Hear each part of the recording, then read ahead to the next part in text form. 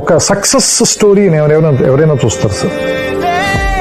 తర్వాత ఏం జరుగుతుంది అనే ఇంట్రెస్ట్ ప్రతివాడికి ఉంటుంది.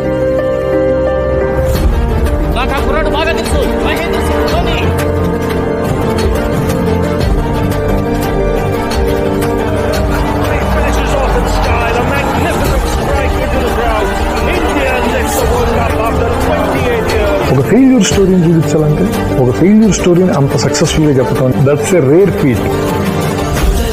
నాకు కొంచెం డబ్బులు కావాలి, కొంచెం టైట్గా ఉంది, 1 month తిరిగి ఇచ్చేస్తాను. Is 36 years old. ఇప్పుడు మనం సెలెక్ట్ చేసి ఏం ఉపయోగం ఉంది?